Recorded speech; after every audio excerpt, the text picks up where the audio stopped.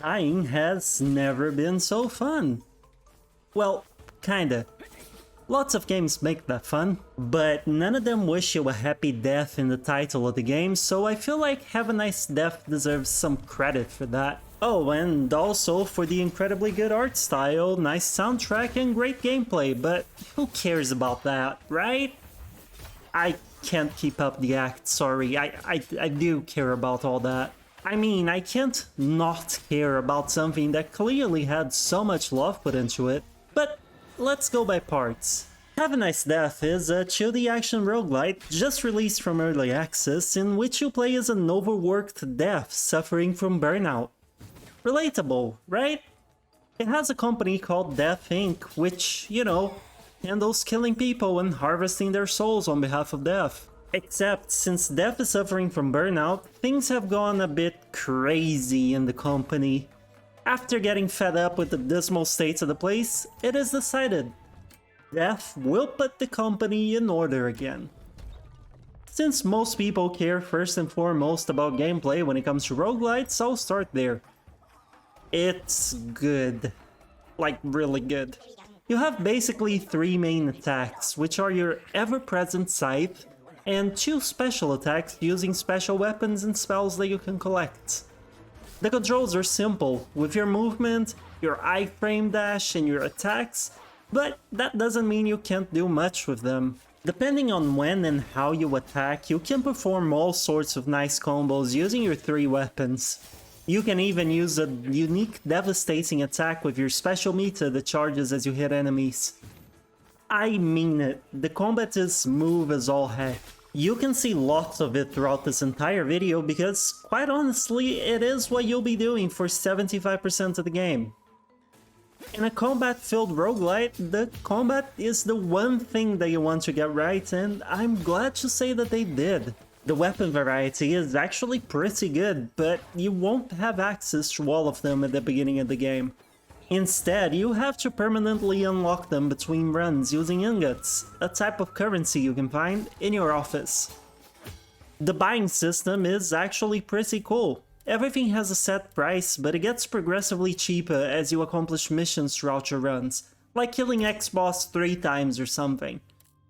If you really want something, you can unlock it as soon as you get enough ingots, but if you're patient, you can eventually get it for a lot cheaper. You can also even change your own scythe's attack patterns at the beginning of each run, allowing for some customization of your otherwise static weapon.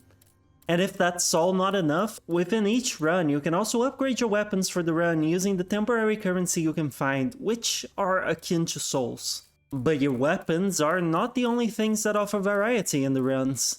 Far from it. If you meet up with your HR employee during your runs, you'll acquire curses that enhance Death's skills. By themselves, the buffs you get are not too great, but the idea is to combine many of them to truly buff your character. You get stuff ranging from a flat defense increase all the way to infusing your attacks with different elements, adding crit chance, and others. There seem to be three types of curses represented by the red, blue, and green colors. And honestly, while it may not look like it, and while the system might not offer as much variety as in some other games in the genre, you can get some pretty crazy builds here. My first successful run, seen in the background of the video right now for the foreseeable future, since, you know, I haven't edited the video yet, had me stack up the blue defensive curses that made it so I basically took very little damage from trash mobs and had a 30% chance to drop anima, which are healing items upon getting hit. So what would often happen is I'd find an arena, get hit a ton because I suck, and still walk away with more health than I entered the arena with. It was absolutely insane. And since I mentioned health, it works like this. You can get injured, you can lose HP, and you can lose max health. Injuries are healed with normal blue anima and some other items that are represented by the grey color in the health bar. Lost HP is a blank space in your health bar and require gold anima or special healing items. Max health lost is just gone, and usually only happens if you choose so as a side effect of a buff or something. It might seem pointless for me to explain how HP works, and honestly, perhaps it is. but I'm trying to make sure the combat is well explained because this game is pretty hard, and this is knowledge you will need to know when you do play it. I've seen, when doing research, plenty of reports of people getting stuck in Department 3 or such for quite some time, and I can absolutely see that happening, mostly because it did happen to me for a while there. I managed to beat a run on my 7th or so attempt without any difficulty, but I'm pretty sure it's just because of my busted defensive build that I was really lucky to stumble upon. This is not the norm, trust me. And if it is the norm for you, rejoice! You can increase the difficulty at least 11 times. That's right, every time you get to the end, you can increase the difficulty by 1 level, which eventually changes attack patterns on trash mobs, tanagers, and bosses. What? You have no idea what tanagers are? Well, each department has a number of floors you have to get through. Departments are like levels per se. At the end of all these floors, or at the end of the department, you find the department boss, which works as the main story boss for the zone you're at, per se. However, as you clear each floor, you can also choose amongst a few randomized options where you want to head to next. The name of each floor is usually a good hint of what awaits you. You have the HR floor, which will certainly give you a new curse, Anima floor, which will definitely have an anima waiting for you at the end, etc. One of these floors, if you feel particularly daring, is the Tanager floor, which has basically a mini-boss waiting for you at the end. Well, I say mini-boss, but really they even have a boss health bar. They're just not story bosses. And if you're worried about the boss quality and quantity, don't be. There are over 10 between Tanagers and bosses, and the fights are mostly pretty good. As I said though, the game is hard and chances are said bosses will kill you many times. Luckily though, the game is a roguelite and you get permanent progress between runs. I already mentioned the ability to buy new weapons and items to find in your runs, but you can also do a few other things. You can use these ingots to buy decorations for several rooms in the company, and you can also level up using EXP you gain at the end of each run. The levels take longer to gain, but they are the ones that give you the best upgrades, like starting a run with 1 anima out of 3 max, or even unlocking shortcuts that bypass entire departments and skip straight to their boss. But if you think leveling up and buying new stuff is all you do between runs, you're very mistaken. The game also has a story, and in fact it has very lively and extremely charming NPCs to go along with death.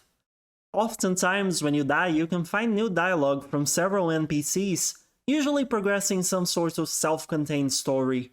I was privy to a strike, I got to hold on to the edge of my seat as I saw an employee try to locate his missing shoe, just to mention a few. There's always something going on. This was my favorite feature in Hades, and I'm glad it's a thing here as well. It should be in way more games, honestly. The dialogue is pretty funny at times, always charming, and as you talk more to other characters, and kill enemies and use weapons for that matter, your book that accompanies you updates with more info on their backstory. It's always a pretty good read, no matter who it's talking about. If all you care about is the story though, be warned that it won't be over by the time you finish your first run. There will still be plenty for you to find before you truly get to the end, and you may perhaps even find the secret boss. You may also already have seen, but the game is super charming not only in its dialogue but also in its visuals. The art style is hand-drawn and really good, and each character is cuter than the last. I mean, just look at Death. Death is adorable.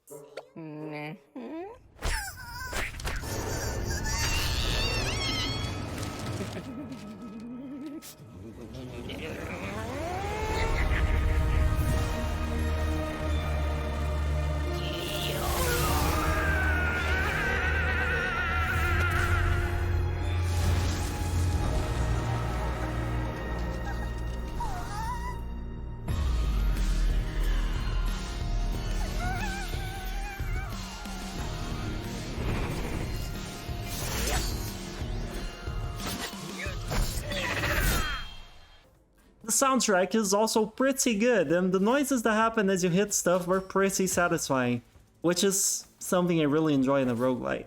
Anyway, there's more I can say about the game, but I'll let you find the rest out by yourself. Roguelites tend to be very in-depth, and I could easily make this an hour-long review or more if I wanted to explore every single thing there is for me to talk about, such as each individual curse, interaction, etc. But the basics have already been covered, and that should be enough for you to decide if it is something you want to experience. As per usual, it's not an experience for everyone, and some will not like the mostly flat stats increases curse system, or how hard the game can be. I've even seen complaints about the combos. They are there, but if you hit enemies enough, you stun them, which makes it so you effectively don't have to really take advantage of all your moves, at least in easier difficulties, since you can rush enemies and basic attack them a few times, stun and kill them. None of that bothered me, and this last one wasn't even that much of an issue in arenas in which a bunch of enemies spawn at one time. But, you know, it's still worth a mention as I did see complaints. If you do pick up the game though, I hope you enjoy it. I know I did. And now, for the fun YouTube stuff. If you liked this video, if it was useful to you, please do leave a like and subscribe, as both actions really help out the channel. But above all else, leave a comment. I love hearing from all of you. That aside, thank you so much for watching, and I'll catch you hopefully in the next video. Bye bye!